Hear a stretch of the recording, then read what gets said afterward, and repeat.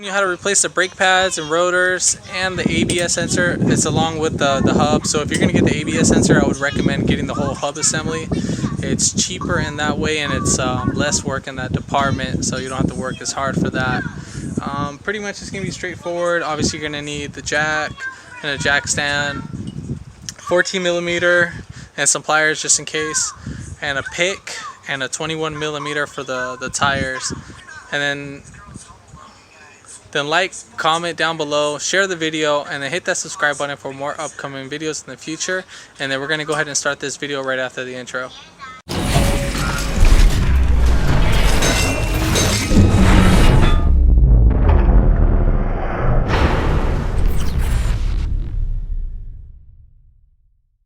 Started the process just a little bit just by only taking off the wheel. Basically where you're going to jack it up from is that whole subframe bar. And then you'll put a jack stand as a reinforcement right there on the same thing.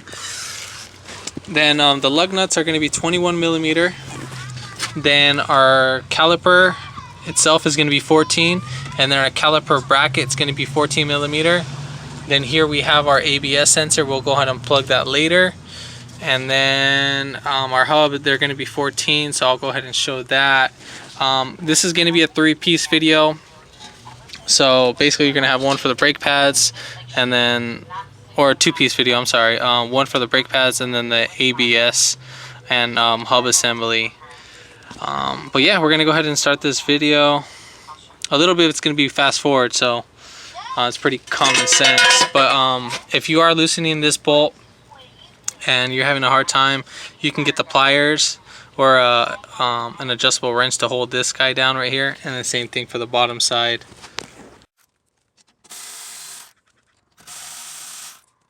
And then when you take this guy out, if you need to, you can use a flathead screwdriver to like pry in between the pad and the caliper, or you can pry right between here, and then you just kind of wiggle it back and forth until it goes right out. And then we'll go ahead and take off the bracket.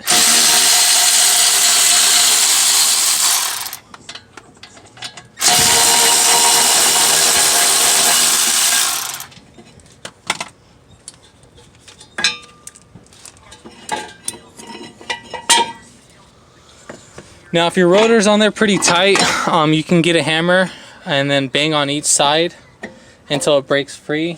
You can use a 2.5 pound hammer. I used a 4-pound dead blow hammer. You can get this at Harbor Freight for like $5. And just remember, you'll just bang on this side and then that side back and forth.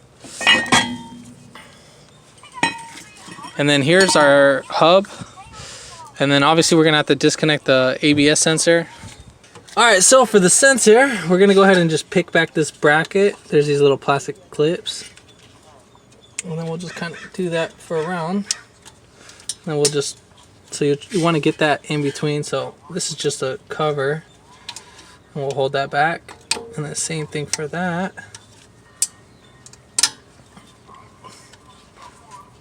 And then we got it right out of place. And then right here on the bottom of the sensor, we're going to go ahead and just, right here, just going to go ahead and squeeze it.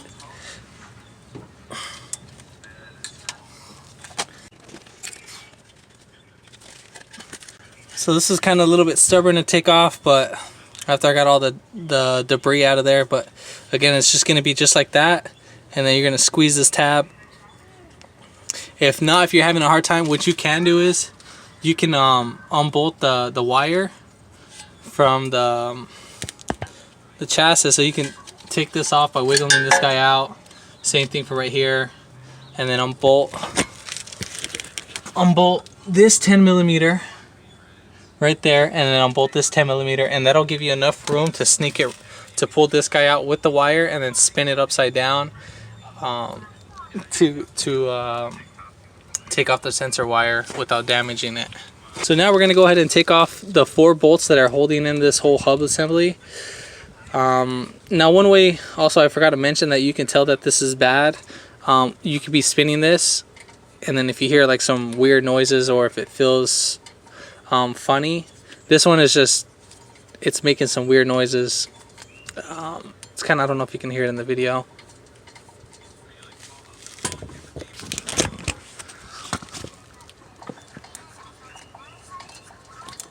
So yeah, I don't know if that's being picked up in the video, but anyways, we're gonna go ahead and take these 14mm bolts. Now what you're gonna go ahead and do is use these holes through the hub itself to get those out.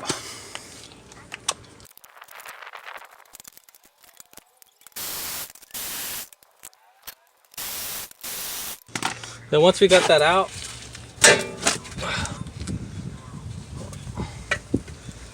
we can go ahead and separate this. This guy should wiggle right out. So, just like that, that's out. So now we're gonna go ahead and put in our new sensor. Remember how, like I was saying, you can go ahead and disconnect that? Well, we can have it out just like that, but we're gonna go ahead and set this guy in first.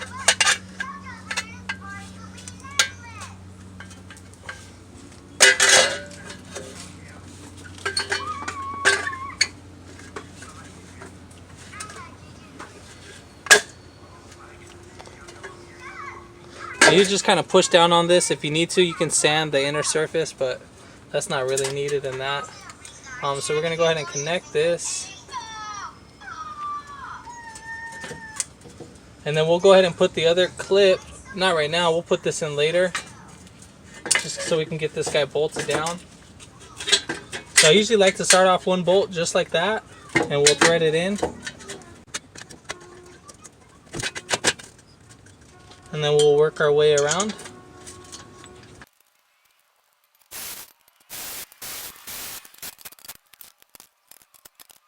Go ahead and put on the clip for the wire. So what we're gonna go ahead and do is that we're gonna put the wire in between that, and then we're gonna over loop it.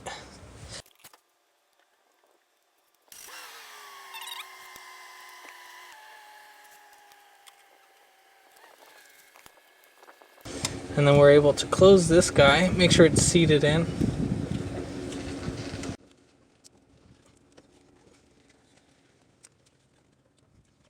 And just like that, once you hear the clips and it's nice and firm, then you're good to go. Then we're gonna go ahead and put back on our rotor. Then we're gonna go ahead and lubricate our brake pads. So we're just gonna go ahead and lubricate our contacting points.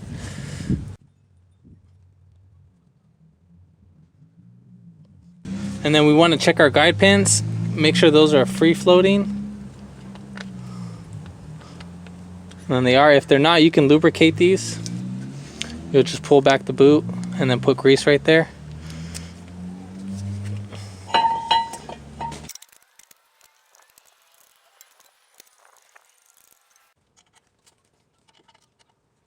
And then you want to put this guy on always the bottom side right there. So we're going to go ahead and put this right in there.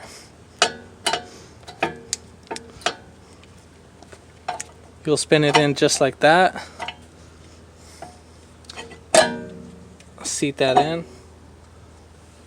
And now for the caliper, you're going to need a part number of 27111. You can rent that at AutoZone. It needs to have a special tool just like that with those little nipples at the end. And then what we're going to go ahead and do is that we're going to make sure that these lines correspond with the outer X. Right there. And then you'll spin this back all the way, this piece right here, until it's nice and firm. And then you'll turn clockwise while kind of pushing in. Obviously it's going to loosen up just a little bit. And if you see the boot spinning up too much, just kind of back it the other way until it breaks back, until it goes back into place.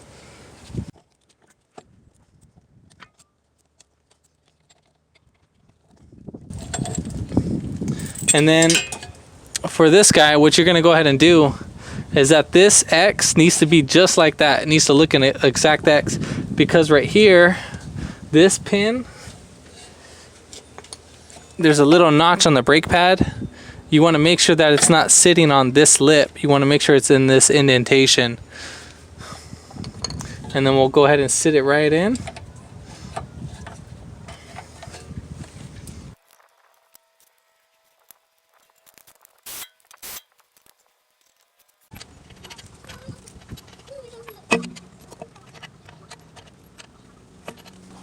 So before we tighten the bolt, you need to make sure that the bolt actually goes through the rim, because the bolt actually centers the rim.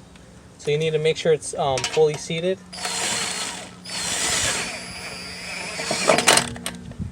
So don't tighten it all the way down, just go snugly until you get about 2 of them in snug, then you can do the rest. And the way how you're going to tighten this is in the star pattern. So 1, 2, 3, 4, 5. Alright, so before you get in the car, make sure you pump up your brakes with the car in the running position, and so you make sure you kind of bottom out the pedal to make sure it gets nice and hard and firm. Now, if this video helped you out, comment down below, give it a thumbs up, like and share the video, and then hit that subscribe button for more upcoming videos in the future, and thanks for watching.